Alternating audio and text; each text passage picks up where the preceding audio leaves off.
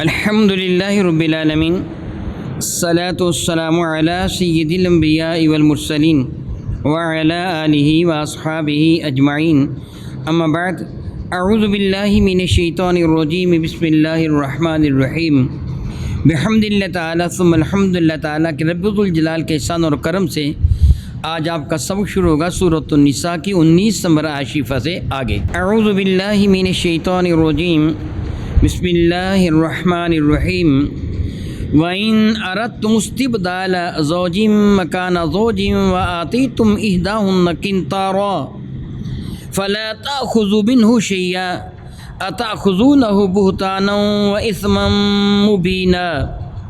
وَإِنْ أَرَدْتُمْ، اور اگر تم ارادہ کر ہی لو، کیا استبدال زوجی مکان زوجن، ایک بیوی کی جگہ دوسری بیوی کو تبدیل کرنے کا، وآتیتم احداہن، اور ان میں سے تم نے کسی کو پیش کر دیا ہو، عطا کر دیا ہو، قنطارن، مال و دولت کا ایک بڑا ڈھیر عطا کر دیا ہو، فلا تاخذوا منہ شیئا، تو کچھ بھی اس سے واپس نہ لینا، اتاخذونہ، کیا تم اس سے واپس لوگے، بہتانن، الزام تراشی کر کے، و اسم مبینہ، اور کھلم کھلا گناہ کرتے ہوئے تم اس سے وہ چیز واپس لوگے۔ پچھلے بارکہ میں آپ نے یہ پڑھا کہ رب ذوالجلال کے ارشاد گرامی قدر، اگر تمہیں کچھ عورتیں ناپسند آئیں، ان کا اخلاق یا ان کی شکل و صورت، تو فوراً اسے علیحدگی اختیار نہ کر لیا کرو، اللہ تعالیٰ جل وعلا پر بھروسہ بھی رکھا کرو۔ اشارہ فرمایا رب کائنات جل وعلا نے، وعاشروہن بالمعروف، ان کے ساتھ بھلائی کا سلوک کرتے رہو۔ پچھلی آیت بارکہ میں فرماتا فَإِن کَرِہْتُمُوهُنَّ، اگر وہ تم کو ناپسند بھی آتی ہیں، تمہیں اچھی نہیں بھی لگتی، فَعَسَىٰ، تو پس ممکن ہے کہ ان قریب، أَن تَكْرَهُوا شَيْئًا، جس چیز کو تم ناپسند کرتے ہو، وَيَجْعَلِ اللَّهُ فِيهِ خَيْرًا كَثِيرًا، اللہ تعالیٰ اسی شے میں تمہارے لیے بہت بھلائی پیدا فرما دے۔ بلا وجہ تو عورتوں کو نہ چھوڑنے پر تیار ہو جاؤ، اگر ان کی شکل و صورت اچھی نہیں ہے یا کبھی ان سے کوتاہی ہو گئی تو عین ممکن اللہ تعالیٰ ان کی نسل سے، ان کے پیٹ سے تمہیں ایسی اولاد عطا فرما دے کہ جو تمہارے لیے بہت زیادہ اعلیٰ ہو۔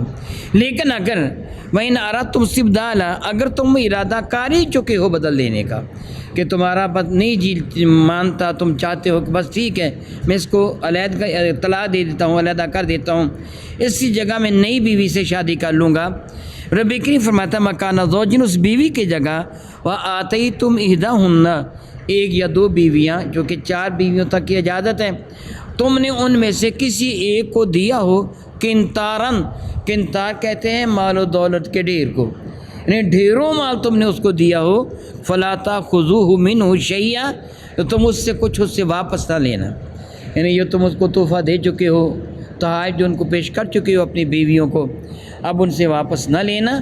میرے اور آپ کے کریم آقا حضور رحمت عالم صلی اللہ تعالیٰ علیہ وسلم کے ایک ارشاد گرامی قدر کا مفہوم بنتا ہے، جو کسی کو ہدیہ یا تحفہ دینے کے بعد پھر واپس لے لیتا ہے، معاذ اللہ، اس کی مثال اس کتے کی ہے کہ جو الٹی کر کے خود ہی کھا جاتا ہے۔ اچھی بات نہیں ہے کہ تم ان کو دے چکے ہو، اب بد دے چکے ہو، ٹھیک ہے، اب وہ واپس نہ لو۔ کس طرح؟ رب کریم فرماتے ہیں اتاخذونہ بہتانا، اب کیا تم اس سے واپس لوگے ان پر الزام لگا کر، جھوٹ بول کر واپس لوگے، وَإِثْمًا مُّبِينًا، اور کھلم کھلا گناہ کر کے ان سے واپس لوگے۔ زمانہ جاہلیت میں یوں ہی کیا جاتا تھا نا، کہ ان کو جو دولت دی جاتی تھی وہ کہتے تھے یہ بڑی بدکار ہے، یہ ایسی ہے ایسی ہے ایسی ہے، اس کا سارا قصور نکال کر کہتے اس لیے میں سے اپنی رقم واپس لوں گا، یہ عورت اچھی نہیں ہے، اور وہ جھوٹ بولتے تھے۔ عموماً ایسے ہوتا نہیں تھا، عموماً جھوٹ بولتے تھے، تو رب کریم نے اس بات سے منع کر دیا، کسی کی عزت نفس کو یوں مجروح نہ کرو۔ امام غزالی رحمۃ اللہ تعالیٰ نے ایک بڑی پیاری حکایت تعریف فرمائی ہے، مجھے اس وقت ان بزرگوں کے اس میں گرامی تو یاد نہیں ہے، ان کی خدمت میں ان کے شاگرد حاضر تھے، تو انہوں نے ارادہ کیا میں اپنی بیوی کو طلاق دے دوں۔ شاگرد چونکہ بہت زیادہ کوئی چہتہ قسم کا شاگرد تھا، اس سے کیا کہ حضور آپ اپنی زوجہ محترمہ کو کیوں طلاق دینا چاہتے ہیں، آپ ان کو طلاق نہ دیں۔ تو حضرت غصہ میں آ گئے، فرمان لگے اوے تو کون ہوتا ہے، میں تجھے اپنی بیوی کے عیب کیوں بتاؤں، میں جو طلاق دینا چاہتا ہوں تو میں کیوں بتاؤں اپنی بیوی کے عیب، میں بے غیرت ہوں کہ میں اپنی بیوی کے عیب تمہیں بتاؤں۔ وہ بچہ خاموش ہو گیا، پھر انہوں نے طلاق دے دی۔ طلاق کے بعد اب اس لڑکے نے دوبارہ سوال کیا، استاد جی اب تو بتاؤ کہ ان میں نقص کیا تھا جو آپ نے انہیں طلاق دے دی؟ فرمایا کہ میں کوئی بے حیا ہوں کہ غیر عورتوں کی باتیں تیرے ساتھ کروں؟ اب تو میری بیوی نہیں رہ گئی، اب تو غیر ہو گئی ہے، میں غیر کی باتیں تیرے ساتھ کیوں کروں؟ یہ نے نہ پہلے بتایا نہ بعد میں بتایا، جو بھی اس کے اندر ہے اب تو اس کا پردہ رکھ لیا۔ ایسے ہی ہونا چاہیے۔ رب ذوالجلال فرماتا ہے کہ تم ان سے لوگے، الزام لگا کر لوگے، بہتان تراشی کر کے لوگے، گناہ کر کے لوگے، وَكَيْفَ تَأْخُذُونَهُ، اور تم اس سے کیوں واپس لوگے، کس طرح واپس لوگے؟ یعنی یہ تمہارا حق نہیں بنتا۔ وَكَيْفَ تَأْخُذُونَهُ، تم اس سے کیوں واپس لوگے؟ وَقَدْ أَفْضَىٰ بَعْضُكُمْ إِلَىٰ بَعْضٍ، تم نے ایک دوسرے سے فائدہ حاصل کر لیا ہے، یعنی تم ایک دوسرے کے ساتھ وہ حقوق ادا کر چکے ہو، تم نے اس سے فائدہ حاصل کیا، اس سے تیرے تو اس سے فائدہ حاصل کیا، اب واپس کیا لے گا؟ ربی کریم اشارے گرامی قدر فرماتا ہے وَأَخَذْنَا مِنْكُمْ مِيثَاقًا غَلِيظًا، اور عورتوں نے تم سے بڑا گاڑا، بڑا غلیظ یعنی بڑا سخت وعدہ لیا تھا۔ اور وعدہ کیا لیا تھا؟ کہ سنت مصطفیٰ کریم پہ عمل کرتے ہوئے اللہ رب العزت جل وعلا کے اس حکم کے تحت کہ جو پروردگار عالم نے نکاح کا حکم دیا ہے، اس حکم کے تحت تم نے اس کو اپنے نکاح میں لیا تھا، اور اللہ تعالیٰ نے اس تمہارے لیے حلال قرار دے رہی تھی۔ تو جب اللہ تعالیٰ جل وعلا کے عطا فرمودہ اس عہد کے مطابق تم نے اس سے نکاح کر لیا، پختہ عہد کر لیا کہ ہم زندگی نبھائیں گے، تو اب معمولی سی باتوں پر جو تحفہ تم دے چکے ہو واپس تو نہ مانگو، یہ چیز غلط ہے۔ رب کائنات جل نے اس چیز سے منع فرما دیا۔ سیدنا فاروق اعظم رضی اللہ عنہ کا زمانی برکت نشان تھا، سیدنا فاروق اعظم نے بہت ہی اصلاحی اقدامات اٹھائے تھے۔ یہ فوج کا محکمہ اور یہ پولیس کا محکمہ، یہ چنگی وغیرہ کا محکمہ سیدنا فاروق اعظم کے ایجاد ہے۔ فوج اور پولیس کا جو کام ہے وہ آپ جانتے ہیں۔ چنگی کا کیا تھا، میں تھوڑی سی وضاحت کر دوں، اس میں نقص آتا چلا گیا بعد میں۔ چنگی کا معنی یہ تھا کہ جو سڑک جی ٹی روڈ، گورنمنٹ کی سڑک، جو گورنمنٹ کی سڑک ہے، ایک تو تھی یہ گاؤں والی سڑکیں، گورنمنٹ کی سڑک پر جس آدمی کا جو اناج، جو مال گورنمنٹ کی سڑک پر آ جائے گا، اس کی ذمہ داری گورنمنٹ کی ہو جائے گی۔ جب تک وہ منزل مقصود تک نہیں پہنچتا، سیکیورٹی گورنمنٹ کرے گی، اور اس کا وہ معاوضہ وصول کرے گی جس کو محصول چنگی کہا جاتا ہے، کہ وہ معاوضہ وصول۔ اگر راستے میں خدا نخواستہ چور، ڈاکو، اچکے لوٹ لے جائیں، یا کسی وجہ سے وہ اناج یا وہ جنس جو لے کے بندہ جا رہا ہے ضائع ہو جائے، خدا نخواستہ بارش وغیرہ آ گئی یا کوئی بھی صورت ہوگی ضائع ہو جائے، تو اس کی تمام تر ذمہ داری حکومت وقت پہ ہوگی۔ حکومت وقت اس کو وہ ساری کی ساری چیز ادا کرے گی، کہ اس کی حفاظت کرنا حکومت کی ذمہ داری تھی۔ اس لیے یہ چنگی کا نظام مرتب کیا گیا تھا، تاکہ لوگوں سے، چوروں ڈاکوؤں سے ان لوگوں کی حفاظت کی جائے۔ اسی طرح سیدنا فاروق اعظم رضی اللہ تعالیٰ نے بہت ساری اصلاحات کی، کہ وہ تکبیرات جنازہ وہ 3، 4، 5، 6 کم و بیش ہوتی رہتی تھی۔ آپ نے صحابہ کرام کے ساتھ مشورہ فرمایا کہ آئندہ امت میں اختلاف رہے گا، تمہیں ایک بات پر متفق ہو گئے۔ پھر بال اتفاق صحابہ کرام نے یہ اعلان کر دیا کہ آج کے بعد نماز جنازہ کے لیے 4 تکبیریں ہی ہوں گی، نہ کم کی جائیں گی نہ زیادہ کی جائیں گی، تاکہ سب کے ساتھ برابری کا سلوک ہو جائے۔ اسی طرح نماز عید کے لیے تکبیرات میں بھی کمی بیشی کی جاتی تھی، 12 تکبیریں تک ہی جاتی تھیں، 6، 7، 8، 9، 10، 11 اور 12 تکبیریں تک۔ سیدنا فاروق اعظم نے صحابہ سے مشورہ فرمایا، اور نماز عید کے لیے 6 تکبیروں کا تعین فرما دیا گیا، اور یہ اجماع صحابہ کے ساتھ ہوا۔ نماز تراویح کی بعد جماعتی ابتدا حضرت فاروق اعظم نے کروائی وغیرہ وغیرہ۔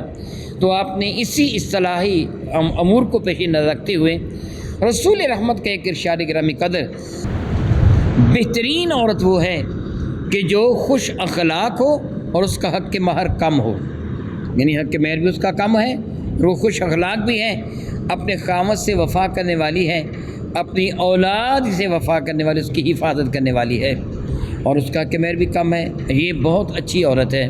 میرے نبی نے ارشاد فرمایا، لیکن حق مہر کا یہ نہیں فرمایا کہ کم لو یا زیادہ لو۔ میرے اور آپ کے کریمہ کا تاجر البجم شفیع معظم رحمۃ اللہ، جس طرح صحابی تفسیر مدنی نے نقل کیا ہے کہ میرے نبی کا جو حق مہر تھا 12 اوقیہ چاندی، اتنا حق مہر عموماً تھا ازواج مطہرات کا۔ سیدہ زاہدہ تو یہ بتایا رہا خدا الکبریٰ رضی اللہ تعالیٰ عنہ صاحب مدارج نبوت تحریر فرماتے کہ 20 اونٹوں کی قیمت یا 20 اونٹ حق مہر تھا۔ ثابت تفسیر مظہری نے نقل کیا ہے کہ 12 اوقیہ سونا حضرت سیدہ خدیجہ کا حق مہر تھا۔ میرے کریم آقا رسول مشکم زوجہ محترمہ ہماری ماں حضرت سیدہ ام حبیبہ رضی اللہ تعالی عنہا، جن کا نکاح حضرت سیدنا جو حبشہ رضی اللہ تعالیٰ کے حبشہ کے جو سربراہ تھے نا، حبشہ کے رہنے والے نجاشی رضی اللہ تعالیٰ عنہ، انہوں نے حضور کی طرف سے حضرت سیدہ ام حبیبہ کو 4000 دینار حق کے مہر پیش کیا تھا۔ حضور کی طرف سے حق کے مہر پیش کیا تھا۔ تو ایک دینار تقریباً 3 سے 3.5 ماشا کا ہوتا ہے، اور 4000 دینار یہ سونے کا سکہ ہوتا ہے۔ اتنا حق کے مہر پیش کیا گیا۔ میرے کریم آقا تاجدار البوجم شفیع معظم رحمت عالم کی شہزادیوں کا حق کے مہر مدارج نبوہ میں کہ عموماً 500 درہم تھا۔ حق کے مہر جتنا بھی ہوگا سارا شرعی ہے۔ یہاں لفظ قنطار کا لفظ ہے ڈھیروں۔ سیدنا فاروق اعظم رضی اللہ عنہ حدیث مبارکہ کی بنا پہ جو میں پہلے عرض کر چکا ہوں کہ بہترین عورت وہ ہے کہ جس کا حق کے مہر کم ہو اور وہ اپنے خامد سے وفا کرنے والی ہو، اس کے مال و دولت اور اس کی اولاد کی محافظ، اس کے گھر کی حفاظت کرنے والی ہو، بہت اچھی عورت ہے، نیک عورت ہے۔ تو سیدنا فاروق اعظم نے خیال فرمایا میں عورتوں کا حق کے مہر بھی کم مقرر کر دوں، جس طرح میں پہلے بتا چکا ہوں کہ عید کی تکبیریں بھی، نماز جنازہ کی تکبیریں بھی، یہ ہجری سن کا آغاز بھی آپ ہی نے کیا تھا، یہ سن ہجری جو ہے اس کا آغاز بھی آپ نے کیا تھا۔ تو آپ نے خیال کیا کہ میں یہ بھی کر دوں، تو آپ نے برسر ممبر اعلان فرمایا عورتوں کا حق کے مہر زیادہ نہیں ہونا چاہیے۔ تو ایک عورت اٹھ کے کھڑی ہو گئی، اس نے کیا کہ اے عمر رضی اللہ تعالیٰ عنہ، اے امیر المومنین، آپ نے یہ کیسے کہہ دیا؟ ایسے ہرگز نہیں ہوگا۔ اللہ تعالیٰ تو فرماتا تم ڈھیروں بھی دے چکے ہو تو واپس نہ لینا۔ اللہ نے ڈھیروں دینے کی اجازت دی ہے کہ سونے چاندی کا ڈھیر بھی تم حق کے مہر دے سکتے ہو۔ حضرت سیدنا فاروق اعظم فرمانے کہ میں اپنے قول کو واپس لیتا ہوں، تو انہیں سچ کہا، اللہ تعالیٰ نے عورتوں کو ڈھیروں دینے کی بھی اجازت مرحمت فرمائی ہے۔ جتنا بھی خامد حق کے مہر دے گا، دونوں طرف سے جو بھی حق کے مہر مقرر ہو جائے گا، اتفاق ہو جائے گا، وہ سارا شرعی حق کے مہر ہے، اس کو غیر شرعی نہیں کہا جا سکتا۔ ہاں، حنفیہ کے نزدیک کم از کم 10 درہم ہے، 10 درہم سے کم حق کے مہر حنفیہ فرماتے نہیں ہونا چاہیے، اگرچہ بعض صحابہ کرام نے اس سے کم حق کے مہر دیا، حتیٰ کہ لوہے کا چھلا بھی حق کے مہر پیش کیا گیا۔ باہر رب کائنات ارشاد فرماتے ہیں کہ تم اس سے کیسے واپس لوگے کہ تم ان سے اور وہ تم سے فائدہ اٹھا چکی ہیں کیا، اور تم سے انہوں نے ایک پختہ وعدہ بھی لے رکھا ہے۔ زمانہ جاہلیت کے ایک قانون اور ایک اصول تھا۔ زمانہ جاہلیت میں معاذ اللہ تعالیٰ ثم معاذ اللہ تعالیٰ، باپ کے مرنے کے بعد بیٹا اپنی 1 2 3 4 5 جتنی بھی مائیں تھیں ان کا وارث بن جاتا۔ اور یہ بھی ایک رسم بد تھی کہ خامد جب مر رہا ہوتا تو کوئی بھی رشتہ دار یا کوئی بھی عزیز جو اس وقت وہاں موجود ہوتا، وہ اپنی چادر اس کی بیوی میں سے کسی بھی بیوی پر ڈال دیتا، تو عورت اس کی بیوی سمجھی جاتی، اس کی جو ملکیت سمجھی جاتی، اور وہ چاہتا تو اس کے ساتھ شادی کا لیتا، چاہتا تو بازار میں بیچ دیتا، گویا وہ اس کی ملکیت ہو جاتی۔ عموماً بڑا بیٹا اپنی ماں کا مالک ہوتا، چاہتا تو ان کو بیچ دیتا، چاہتا تو ان سے شادی کر لیتا۔ قیس بن ابو قیس فوت ہوئے تو ان کے بیٹے قیس نے اپنی ماں پر چادر ڈال دی، یعنی اس کو اپنے قبضہ میں لے لیا، پھر اس کے ساتھ نکاح کرنے کا ارادہ کیا۔ بعض روایتوں میں کہ اس کے ساتھ نکاح کر بھی لیا، یہ ارادہ کیا۔ اس عورت نے اس کو منع کیا کہ ایسے نہ کیا جائے، میں تیری ماں ہوں، میرے ساتھ تو نکاح کر رہا ہے۔ تو اس نے کہا کہ ہمارے ہاں یہ رواج ہے، ٹھیک ہے، کیونکہ وہ مسلمان ہو چکی تھی، بارگاہ بیکس پناہ میں حاضر ہوئی، تو رب کائنات جل نے یہ قانون اعلان فرما دیا۔ وہ کیا قانون ہے؟ وَلَا تَنْكِحُوا مَا نَكَحَ آبَاؤُكُمْ، تم ان سے ہرگز نکاح نہ کرنا جن سے نکاح تمہارے باپ دادا کر چکے ہیں۔ آباؤکم، باپ ہو، دادا ہو، پردادا ہو، علی ھذا القیاس، ان سے تم نکاح نہیں کر سکتے، الا ما قد سلف، ہاں جو پہلے ہو چکا ہے اب اس پر الزام تراشی نہیں کی جائے گی۔ جس طرح بہت سارے وہ لوگ جن میں بعض صحابہ بھی شامل ہیں، ایسی ماؤں کی اولاد تھے کہ جن سے ان کی اولاد نے شادی کر رکھی تھی۔ یہ زمانہ جاہلیت میں ایسے تھا، اس لیے اب ان پر کوئی الزام نہ ہوگا، ان کو کوئی ایسی بات نہ کہی جائے گی، نہ شرمندگی دلائی جائے گی، جو پہلے ہو چکا سو ہو چکا، اس زمانہ میں تو معاذ اللہ تعالیٰ صفاح جاہلیت عروج پر تھا، بدکاری کی جاتی تھی اور اس سے اولاد پیدا ہوتی تھی، اور اس کو برا نہیں سمجھا جس طرح آج کل یورپ میں ہے کہ وہ بن بیاہی ماؤں کے لیے انہوں نے الگ جو امپارٹمنٹ بنا رکھے ہیں، اور ان بچوں کے لیے جو بن بیاہی ماؤں کے بچے ہیں ان کے لیے الگ نرسری ہاؤس بنا رکھے ہیں اور ان کی پرورش کرتے ہیں۔ کوئی ان کو برا نہیں جانتا، زمانہ جاہلیت میں ایسے ہی ہوا کرتا تھا۔ اللہ تعالیٰ فرمایا جو پہلے تم کر چکے ہو ایمان لے آؤ، میں اللہ وہ سب کچھ معاف فرما دوں گا، لیکن آئندہ جرم کرنے کی اجازت نہیں ہے۔ فرمایا رب کائنات جل وعلا نے الا ما کا سلو، ہاں جو پہلے ہو چکا ہے سو ہو چکا ہے، انہ کان فاحشہ، مگر یہ کام بڑی بے حیائی کا ہے، ومقتا، اور اللہ کے غضب کا باعث ہے، وساء سبیلا، اور بہت ہی برا راستہ ہے کہ ماؤں کے ساتھ نکاح کا لینا۔ اللہ تعالیٰ جل اس کے لیے کتنے سخت الفاظ ارشاد فرمائے، انہ کان فاحشہ، یہ بے حیائی بے غیرتی کا کام ہے، مقتا، اللہ کے غضب کو دعوت دینے والا کام ہے، وساء سبیلا، اور بہت ہی برا راستہ ہے۔ اس لیے آئندہ تم ہرگز یہ عمل نہ کرو گے، ایک قانون بنا دیا گیا۔ اگلی آیہ بارکہ میں رب کائنات جل وعلا نے ان خواتین کا ذکر فرمایا جن کے ساتھ نکاح کی اجازت نہیں ہے۔ رب کائنات جل وعلا نے چاہا تو انشاءاللہ تعالی وہ آپ آئندہ پڑھیں گے، او کما قال اللہ تبارک و تعالی، واللہ تعالی اعلم باسرار کتابہ۔